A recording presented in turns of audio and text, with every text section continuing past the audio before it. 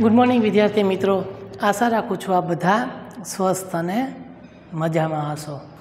तो लिथा सोल्यूशननी अंदर chapter number 4 में આપણે ક્વેશ્ચન નંબર 17 સુધી તમને લોકોને હોમવર્કમાં આપ્યા હતા અથવા તો ક્લાસની અંદર કરાવેલા હતા। આજે આપણે નંબર 18થી શરૂઆત કરવાના છીએ।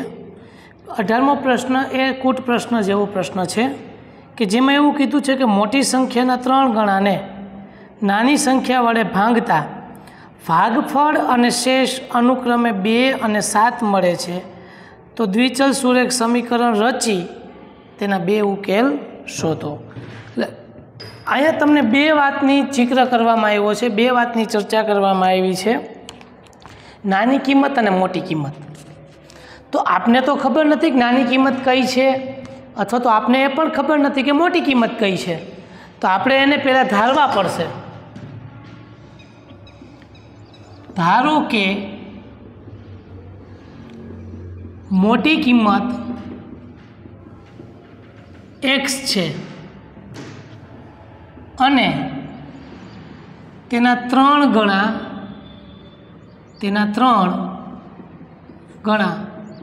3x થાય, કારણ કે એને એવું કીધું ને કે મોટી કિંમતના 3 ગણા, મોટી સંખ્યાના 3 ગણા અને નાની સંખ્યા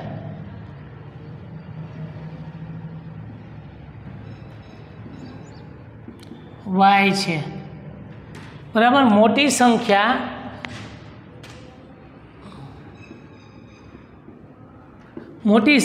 x છે, નાની સંખ્યા y છે। હવે મોટી સંખ્યાના 3 ગણા એટલે 3x થાય। એટલે હવે ક્વેશ્ચન એવો કીધો કે આપને બધાને ખબર છે ભાજ્ય, ભાજક, ભાગફળ અને શેષ। સાથે સાથે આપણે 9માં એ પણ ભણ્યા ભાગ પ્રવિધિ। ચેપ્ટર નંબર 2 તમે ભણશો ને ત્યારે ભાગ પ્રવિધિ આવશે। ભાગ પ્રવિધિ એટલે શું? તો કે અહીંયા ભાજકની જે કિંમત બને છે, તમે ભણશો તો અહીંયા તમે આના ઘણા બધા દાખલા ગણશો, પણ અત્યારે હું તમને આપણે જરૂર પડી છે એટલે શીખડાવી દઉં કે ભાજ્ય છે એની કિંમત, આ ભાજ્યની કિંમત ભાજક ગુણ્યા ભાગફળ, ભાજક ગુણ્યા ભાગફળ વત્તા શેષ થાય। આ લખવું હોય તો લખી પણ નાખજો।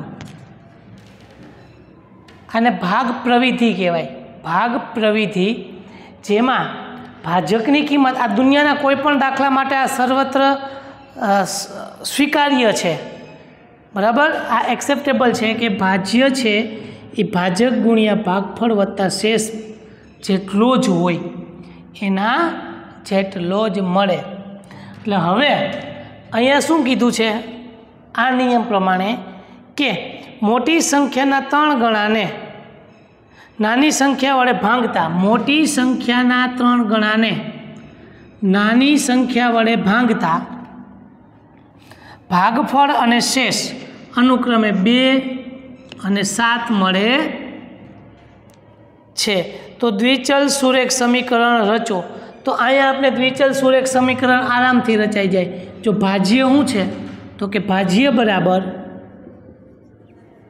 3x, ભાજક બરાબર y, ભાગફળ બરાબર 2 અને શેષ બરાબર 7। તો હવે ભાગ પ્રવિધિનો ઉપયોગ કરતા, બરાબર, ભાગ પ્રવિધિ વાપરતા આપણે અહીં લખી શકીએ કે ભાજ્ય બરાબર કૌંસમાં ભાજક ગુણ્યા ભાગફળ વત્તા શેષ। આ ન લખવું તમે અહીંયા નીચે આનો ઉપયોગ કરીને લખી શકો।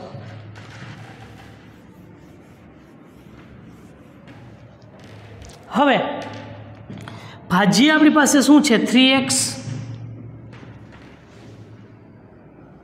બરાબર y ગુણ્યા 2 વત્તા 7। એટલે આને વ્યવસ્થિત રીતના લખીએ તો 3x બરાબર 2y વત્તા 7 બરાબર। હવે આ બંનેને આપણે આ બાજુ લઈ આવીએ તો 3x -2y -7 બરાબર 0। આ થઈ ગયું આપણું દ્વિચલ સુરેખ સમીકરણ। આ આપણું થઈ ગયું દ્વિચલ સુરેખ સમીકરણ। હવે ભાઈ એવું કીધું છે કે આ દ્વિચલ સુરેખ સમીકરણ રચી તેના બે ઉકેલ મેળવો। તો આપણી પાસે અહીંયા ઓલરેડી એક સંબંધ છે જ એક્સ વાળો કે 3x બરાબર 2y + 7। વાયની કિંમત મૂકતા જાય એમ એક્સની કિંમત આપને મળે અને 3 ને નીચે લઈ જઈએ તો x બરાબર 2y + 7/3। તો અહીંયા y બરાબર હું 1 લઉં, y બરાબર 1 લઉં તો x બરાબર 2 × 1 + 7/3, 2 + 7/3, 9/3 એટલે 3, x બરાબર 3 મળે। y બરાબર 1 હોય તો x બરાબર 3 મળે। આ મારો પહેલો ઉકેલ થઈ જાય। પછી હું અહીંયા 3 લઉં તો 3 દુ 6, 6 ને 1 7 8 9 10 11 12 ને 13 તો ન હાલે। 2 લઉં તો 7 ને 4 11 થાય। 4 લઉં તો 8, 8 ને 7 15 એટલે 4 લઈ લઈએ, 4 દુ 8 એ 4 લઈ લઈએ આપણે, y બરાબર 4। તો આપણે x બરાબર 2 × 4 + 7/3, 8 + 7/3, 15/3 એટલે 5, x બરાબર 5 મળે। આમ ઉકેલો પેલો ઉકેલ 3 અને 1 અને બીજો ઉકેલ 5 અને 4 મળે। આવી રીતના આપણે કોઈ પણ એક કૂટ પ્રશ્ન આપેલો છે એના ઉપરથી આપણે પહેલાં ભાગ પ્રવિધિનો ઉપયોગ કરીને દ્વિચલ સુરેખ સમીકરણ બનાવ્યું। દ્વિચલ સુરેખ સમીકરણના આપણે કોઈ પણ એકને કર્તા તરીકે લઈને ચલને એના બંનેના બે ઉકેલ શોધ્યા। ના ક્વેશ્ચન નંબર 18 વ્યવસ્થિત રીતના તમારી પાકી બુકની અંદર લખી નાખો।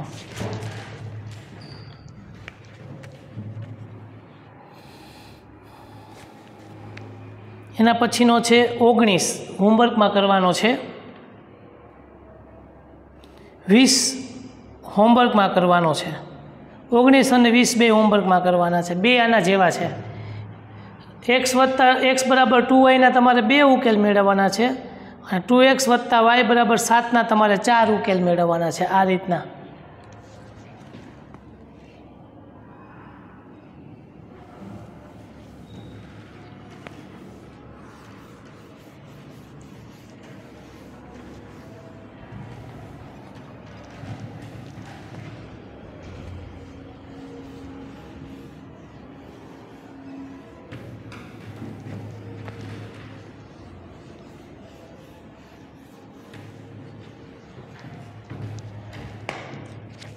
હવે 19 ને 20 તો હોમવર્કમાં કરવાના છે।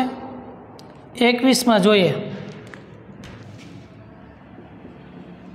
સમીકરણ 3√3x - 3y બરાબર 9 નો ઉકેલ √3 અને 0 છે ચેક કરવાનું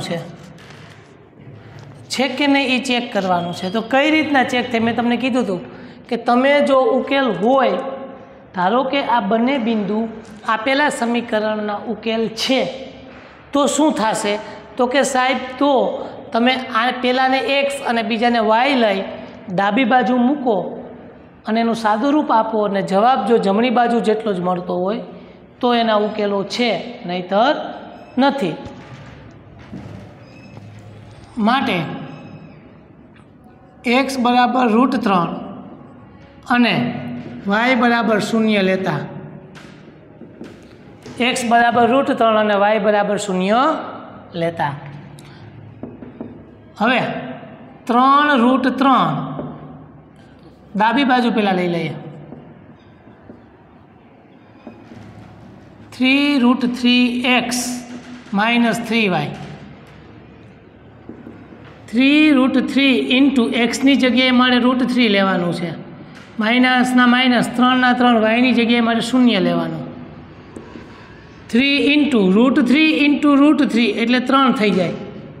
कोईपण समान किंमत वर्गमूळवाળી होय ने बे एकबीजा हारे गुणाय ने एटले पूर्ण संख्या बनी जाए।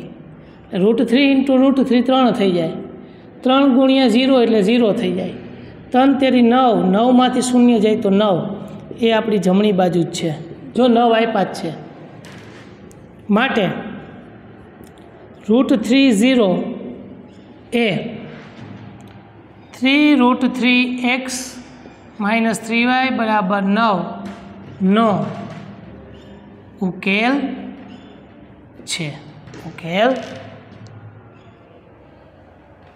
छे।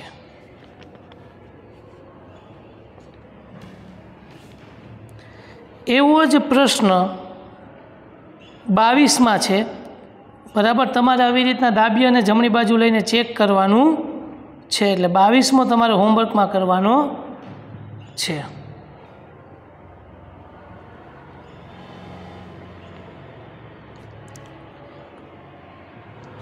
याद रहेशे ने जे हूँ नहीं करावतो ए बधा होमवर्क में करवाना छे। तमारी पाकी बुकनी अंदर जे प्रेक्टिसनी छे एमां तमारे सीक्वन्स वाइज ज दाखला होवा जोईए। होमवर्क में आप्यो होय छेल्ले करवानुं ने एवुं नथी। लेक्चर जोता जोता साथे ज करता जवाना छे होमवर्कना दाखला।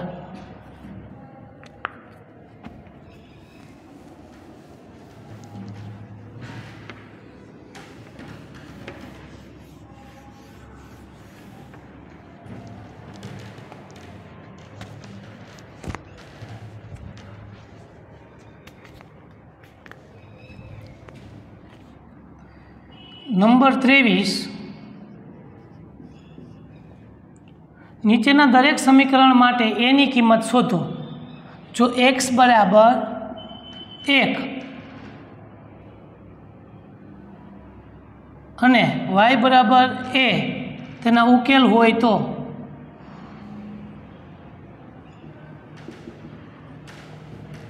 हवे तमने पहला ज कही दीधुं छे कि x बराबर 1 अने y बराबर 1 ई एना उकेल छे एटले के डाबी बाजू ने जमणी बाजू सरखी आवशे आवशे ने आवशे कारण के तमे एक्स अने वाय नी किंमत मूकशो तो तमने जमणी बाजू मळशे मळशे ने मळशे कारण के एने पहेला ज कही दीधुं छे के आ बंने एना उकेल छे उकेल होय तो मळवाना ज होय।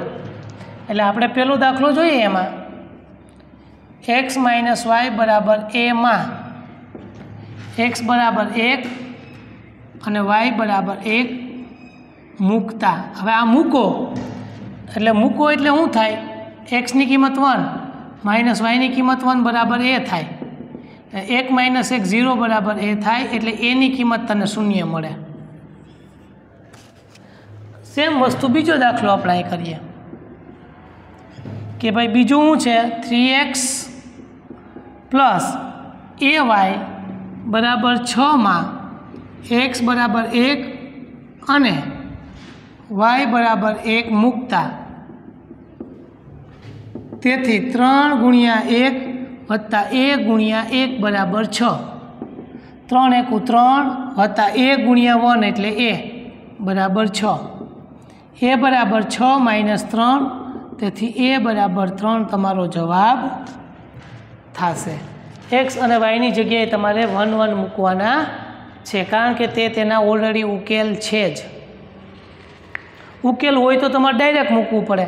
चकासो एवुं के आपेला बिंदुना याम ए आपेला समीकरणना उकेल छे के नहीं ए चकासो तो तमारे तमारी डाबी बाजुमां मूकीने जमणी बाजू लई आववी पड़े अने तमने क्वेश्चनमां एवुं कही ज दे कि आपेला बिंदु ए समीकरणनो उकेल छे ज तो तमारे अननोन वेल्यू शोधो तो तमारे खाली एक्स अने वाय नी जे किंमत छे ए समीकरणनी अंदर मूकवानी रहेशे। आ थई गयो प्रश्न नंबर 23।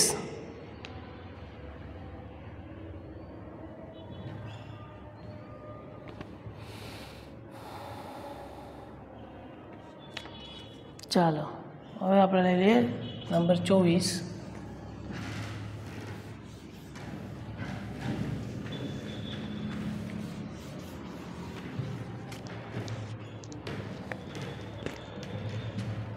જો 5 અને k સમીકરણનો ઉકેલ હોય તો k ની કિંમત શોધો। 5 અને k એ સમીકરણ 2x + y - 6 = 0 નો ઉકેલ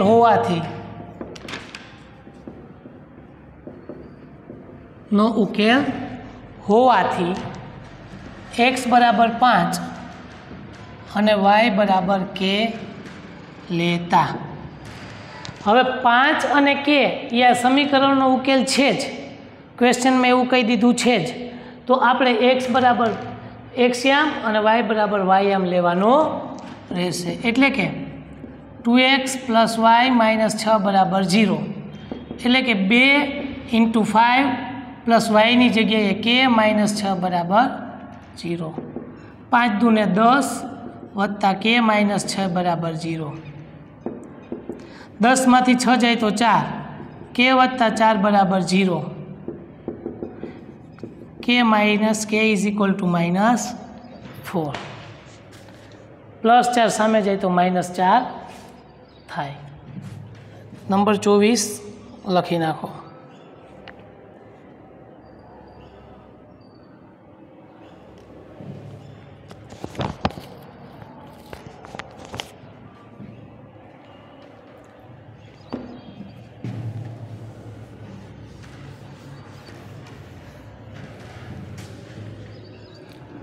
चलो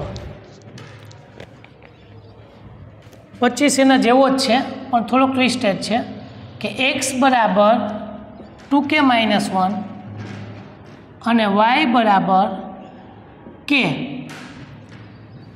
ए समीकरण 3x - 5y - 7 = 0 नो उकेल छे। તેથી 3x - 5y - 7 = 0। તેથી 3x ની જગ્યાએ શું લખવાનું? 2k - 1 -5 એમણમ, y ની જગ્યાએ k -7 એમણમ। ટૂંકમાં જ્યાં x અને y હોય ને એની જગ્યાએ x ની જગ્યાએ 2k - 1 લખી દેવાના અને y ની જગ્યાએ k, કારણ કે એ બંને આપેલા સમીકરણના ઉકેલ છે। 3 × 2 = 6k, માઇનસના માઇનસ, 3 × 1 = 3, -5k - 7 = 0। હવે 6k માંથી 5k જાય તો k વધે, 6 માંથી 5 જાય તો 1k વધે, -3 ને -7 -10 = 0, k બરાબર 10, k બરાબર શું મળશે? 10, -10 સામે જશે તો +10 થશે। લખી નાખો 25 નંબર।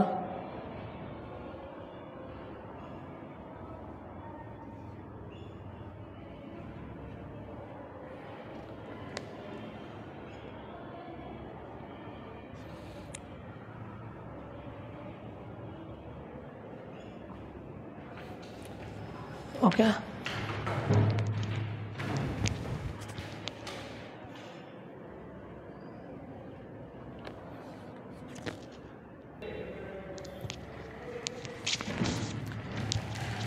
चलो 26 नंबर हवे।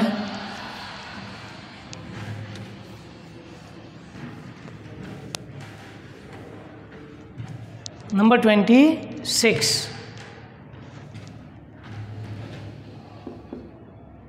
x बराबर -λ અને y बराबर 5/2 ए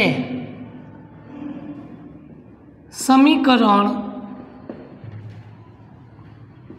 x + 4y - 7 बराबर 0 ना उकेल छे।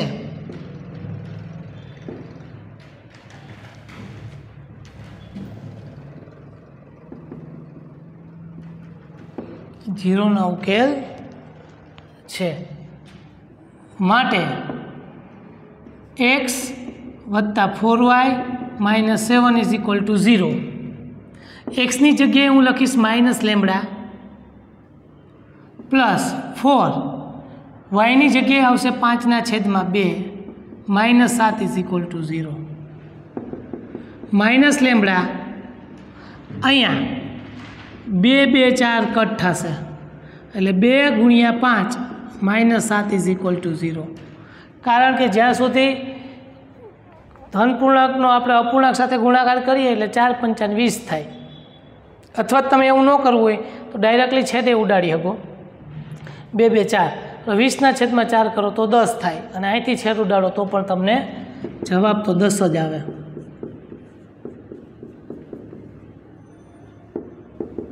-λ 10માંથી 7 જાય તો +3 ઇઝ ઇક્વલ ટુ 0. હવે લેમડા માઇનસ છે એટલે -λ ને આપણે સામે બાજુ લઈ જઈએ એટલે અહીંયા 3 = 0 વત્તા લેમડા એટલે કે ફાઇનલી 3 = લેમડા એટલે કે આપણે બેને આગળ પાછળ લખીએ તો લેમડા ઇઝ ઇક્વલ ટુ 3 આપણો જવાબ થાય. આ થઈ જાય આપણો પ્રશ્ન નંબર 26. વ્યવસ્થિત રીતના જે આપણે આટલા દાખલા ગણ્યા છે એની કોપી જ છે, જોઈને લખી નાખો.